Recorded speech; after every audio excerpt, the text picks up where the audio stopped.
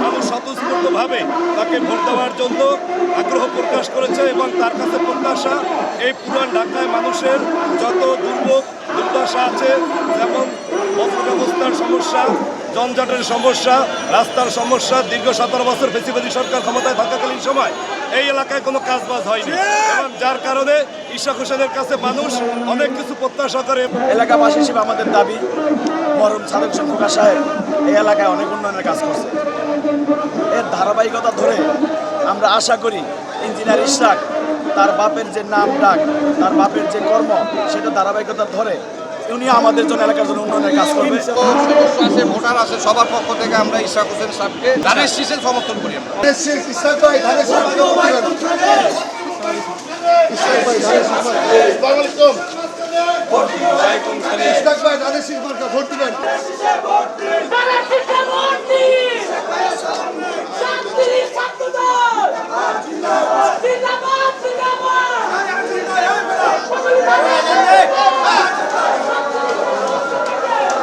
আমরা অনেক প্রতিশ্রুতি বা অনেক অঙ্গীকার করতে পারি, কিন্তু আমি আপনাদের সামনে এসেছি, আমি একটাবার আপনাদের কাছে সুযোগ চাচ্ছি, একবার আপনারা আমাকে সুযোগ দিয়ে দেখেন।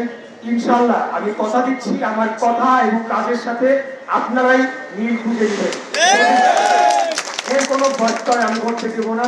আমরা ওয়াদা করেছি যে আমরা একটা শান্তিপূর্ণ নির্বাচন প্রক্রিয়ার মাধ্যমে বাংলাদেশে স্থায়ীভাবে গণতন্ত্র প্রতিষ্ঠা করতে চাই। আমরা চাই বাংলাদেশে আর কোনোদিনও কোনো স্বৈরাচারী ফ্যাসিবাদী কায়দায় জনগণের ভোটের অধিকারকে হরণ করে কেউ ক্ষমতা দখল করে বাংলাদেশ রাষ্ট্রের অর্থ লুটপাট না করতে পারে। আপনারা জানেন বিগত স্বৈরাচারী আমলে দেশ থেকে 30 লক্ষ কোটি টাকা পাচার করে দেওয়া হয়েছে, যা বাংলাদেশের 6টা বাজেটের সমান। এই অর্থ ফেরত আনতে চাই। এই অর্থ জনগণের রক্ত ঘামে পরিশ্রম করা অর্থ। এই অর্থ আমাদের বিদেশে প্রবাসী যারা শ্রমিক ভাইরা যারা রক্ত ঘাম করে পরিশ্রম করে অর্থ পাঠায়, এই অর্থ আমাদের যারা কৃষক ভাইরা রয়েছেন সারা বাংলাদেশে তাদের রক্ত ঘাম করা পরিশ্রমের অর্থ। এই অর্থ গার্মেন্টসে আমাদের যারা বোনেরা শ্রমিকরা রয়েছে তাদের রক্ত ঘাম করা অর্থ। তাই আমি বলবো এই অর্থ যদি আজকে বাংলাদেশের থাকতো অর্থনীতিতে, তাহলে এই যে আমাদের বৃহৎ একটা জনগোষ্ঠী দরিদ্র এবং দারিদ্র সীমার নিচে রয়েছে সেটা আমরা অনেক কমিয়ে আনতে পারতাম। আমরা আমাদের স্বাস্থ্য খাত, শিক্ষা ব্যবস্থা সহ আমাদের অন্যান্য যে সকল খাত রয়েছে সেখানে আমরা এই অর্থটা বিনিয়োগ করতে পারতাম। আমাদের এই অঞ্চলে অনেক সমস্যা রয়েছে। পুরান ঢাকার এই অঞ্চলে আপনারা জানেন যে রাস্তাঘাট সরু, ময়লা আবর্জনা ভরপুর এবং যানজটে মানুষের জীবন নাকাল হয়ে গিয়েছে। মানুষ এই সকল কিছু থেকে পরিত্রাণ চায়, মানুষ একটু ভালোভাবে বাঁচতে চায়, একটু পরিশুদ্ধ বাতাসে নিঃশ্বাস নিতে চায়।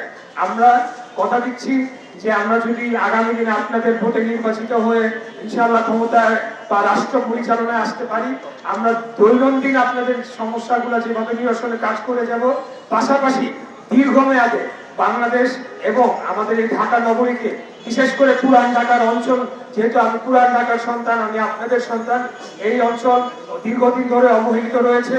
বিগত স্বৈরাচারের আমলে তেমন কোনো এখানে উন্নয়ন ঘটে নাই, তারা এখানে অবহেলা করেছে। আমি কথা দিচ্ছি আপনাদেরকে, আমি যদি সুযোগ পাই অবশ্যই এই অঞ্চলের জন্য বিশেষভাবে উন্নয়ন পরিকল্পনা প্রণয়ন করার জন্য আমি সর্বোচ্চ ভূমিকা পালন করে দেব।